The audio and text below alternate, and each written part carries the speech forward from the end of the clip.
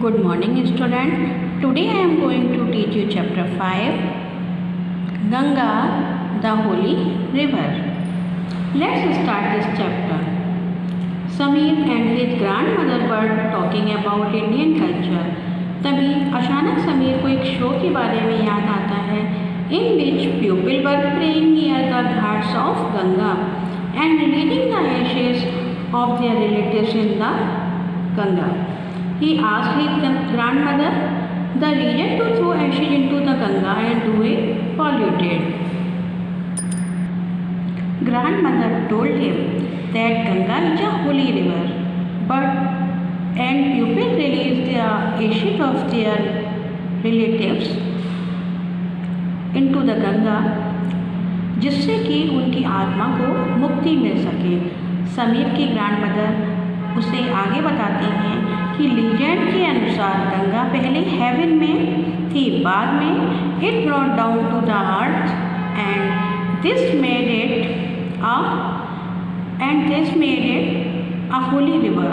Then she told him the story of king Sagar who was the king of Ayodhya and had two wives, Keshini his first wife and his second wife name बाज, और उनकी जो second wife थी उनका नाम सुमति था। केसी had one सन असमंजस who was very cruel but her grand son Anshuman was kind and very brave. जबकि सुमति जो उनकी सेकेंड वाइफ थी उनके 60,000 पुत्र थे जो कि बहुत घमंडी थे and nobody like him. King had a huge empire but कि जो राजा थे उनका बहुत बड़ा एम्पायर था, but he was not satisfied and want to spread his empire more and for that he decided to do Ashwamedha यज्ञ।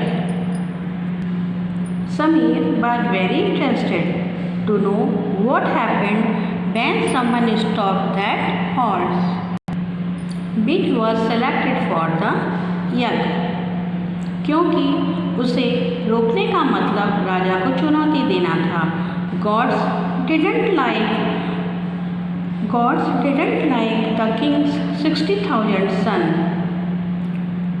So Indra, king of gods, came down the earth disguised as a demon and he stole the horse and hid it. The king was very upset. He sent his sons for searching that horse. They found that horse stood near a wise man, Kapil Muni, who was a sage, जो कि एक साधु थे।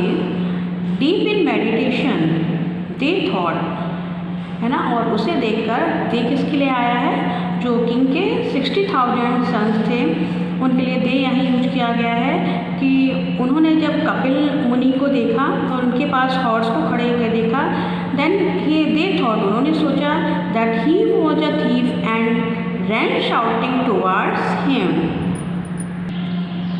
In anger he opened his eyes and glared at them and all turn into ashes.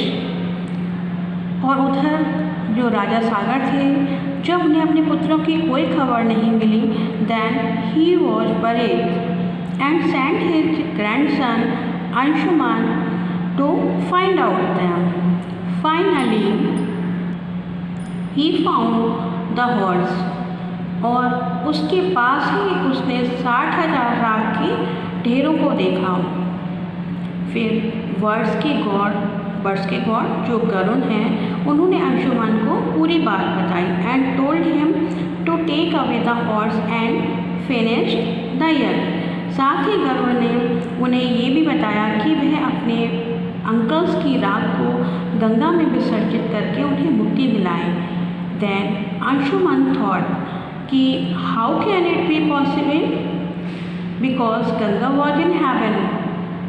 उसके बाद ना तो राजा सागर ना ही राजा अंशुमन बल्कि उनकी जो नेक्स्ट जनरेशन थी, जो नेक्स्ट किंग थे जिनका नाम भगीरथ था, ही वॉज वेरी ब्रेव वो बहुत बहादुर थे और उन्होंने कठिन तपस्या के बाद भगवान शिव की मदद से गंगा को पृथ्वी पर लाने में वो सफल हुए।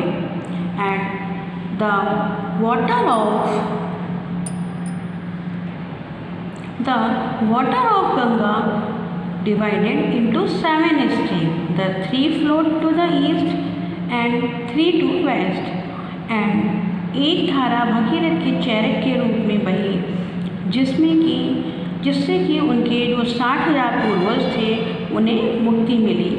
And their souls could finally go to heaven. Sameer इस कहानी को सुनकर बहुत खुश हुआ। But he was confused and asked his grandmother कि why people polluted, कि जो लोग हैं वो गंगा को इतना अधिक प्रदूषित क्यों करते हैं, इतना अधिक पॉल्यूटेड क्यों करते हैं। Then grandmother said that it is very good question but he should discuss it with his classmates and find out the solution of it with them. And in this way this interesting story, ये जो आपकी interesting story है ये finish होती है। Now student we look the word meaning of this chapter. Look soul, the spiritual part of a person that is believed to be different from the body. Next salvation, the meaning of it being saved from harm after death. Next, empire, a group of countries that are controlled by one ruler. Penance, a religious act one performs to ask for forgiveness from God. Method means forming a thick mass. Rite, a religious ceremony. Thank you.